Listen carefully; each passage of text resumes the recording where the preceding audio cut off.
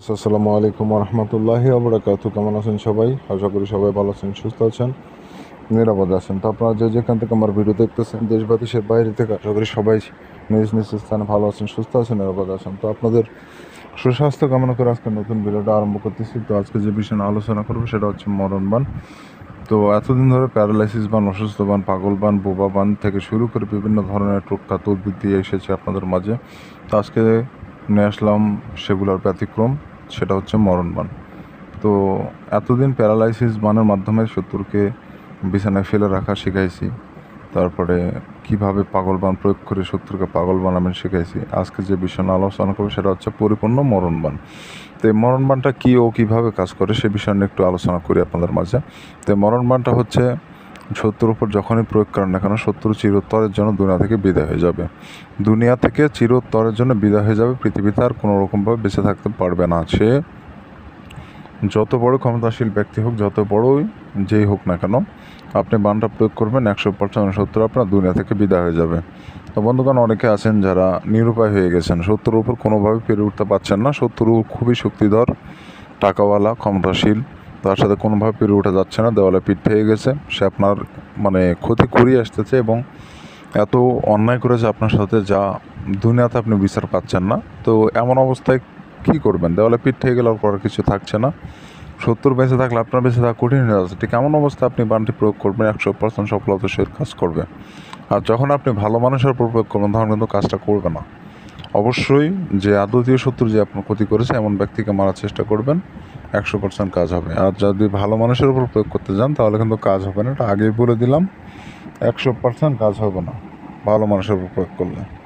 যে অন্যায় করেছে, খারাপ ব্যক্তি, তার উপর প্রয়োগ করবেন, কাজ হবে, সমস্যা নেই। কিন্তু নিরপরাধ ব্যক্তির উপর প্রয়োগ করলে কাজ হবে না। তো যাই হোক, আপনারা হচ্ছেন নতুন, আমার চ্যানেলে নতুন দর্শক হয়ে থাকেন, প্রথমবারের মতো আমার ভিডিও দেখে থাকেন, অবশ্যই চ্যানেলটি সাবস্ক্রাইব করে পাশে থাকা বেল আইকনে ক্লিক দিয়ে নোটিফিকেশন অন করবেন, এত করে পরবর্তী সব নতুন নতুন ভিডিওগুলো দেখতে পারবেন সবার আগে।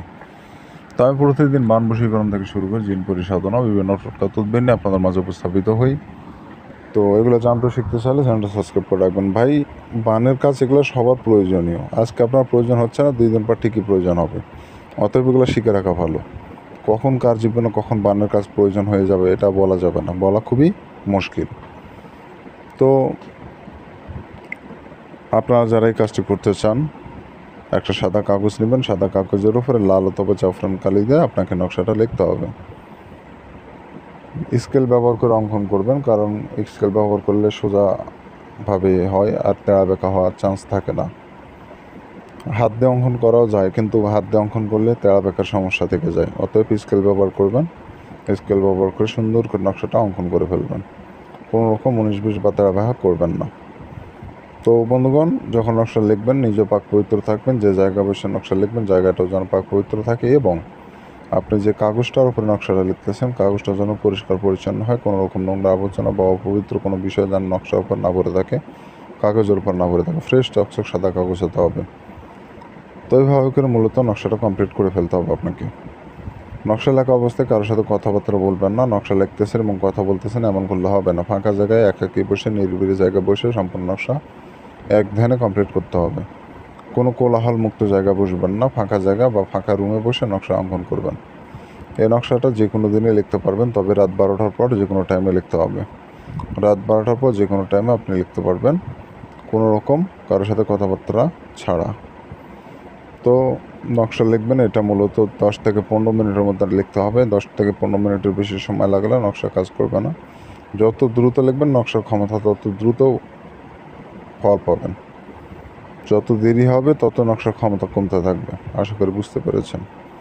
তবে এইভাবে করে আপনাকে মূলত সম্পূর্ণ নকশা আপনাকে প্রস্তুত করে নিতে হবে।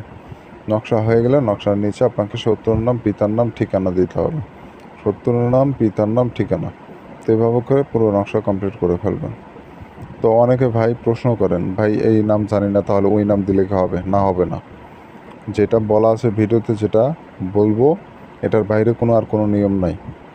দ্বিতীয় কোনো নিয়ম নাই। আপনারা যে ফোন দিয়ে বলেন যে ভাই এটা এইভাবে বলছেন, এইভাবে করলে হবে কি না, আমি কি নিয়ম আপনাকে বানিয়ে বলবো নাকি? যেটা ভিডিওতে বলা আছে আর বাইরে কোনো কিছু করলে হবে না। এটাই করতে হবে আপনাকে, এটাই মানতে হবে আপনাকে, তাহলে কাজ হবে, নয়তো হবে না। আশা করি বুঝাতে পেরেছি। তো এভাবে করে সম্পূর্ণ নকশা কমপ্লিট করে ফেলবেন। নকশা লেখা হয়ে গেলে নকশাটা আপনাকে পানিতে ফেলে দিতে হবে, যে কোনো পানিতে, পুকুর, পুষ্করণী, খাল, বিল, নদী, নালা যেখানে হোক ফেলে দেবেন। ভালো একটা বড় জলাশয় দেখে ফেলে দিবেন, ফেলে দিয়ে রেখে দেবেন। আপনাকে কিছু করা লাগবে না, ওখান থেকে চলে আসবে। তো এই নকশাটা মূলত 3 দিনের মধ্যে কাজ হয়, 3 দিনের মধ্যে কাজ হবে। তো এটা খুবই শক্তিশালী একটি কাজ, কুফুরি কাজ। আপনারা কাজ করেন, কাজ করলে বুঝতে পারবেন নকশার ক্ষমতা কতটা। তো যারা অনুমতি নেবেন চ্যানেলটা সাবস্ক্রাইব করতে হবে, এক নম্বর শর্ত। দ্বিতীয় শর্ত, নিজের নামটা কমেন্টে লিখে দিয়ে যাবেন। এই 2টা শর্ত পালন না করলে আমি অনুমতি দিই না, কারণ আপনার নাম না জানলে অনুমতি কীভাবে দেব। অবশ্যই অনুমতির জন্য নামটা আপনার প্রয়োজন, এই জন্য কমেন্টে নাম লিখে দিয়ে যাবেন। আর যারা আমার সাথে ব্যক্তিগতভাবে যোগাযোগ করতে চান, স্ক্রিনে দেওয়া নম্বরে ইমো অথবা হোয়াটসঅ্যাপে এসে যোগাযোগ করবেন। ইনশাআল্লাহ সমস্যার সমাধান করে দেওয়ার চেষ্টা করব। তো ভালো থাকেন, সুস্থ থাকেন, দেখা হচ্ছে পরবর্তী কোনো এক নতুন ভিডিওতে।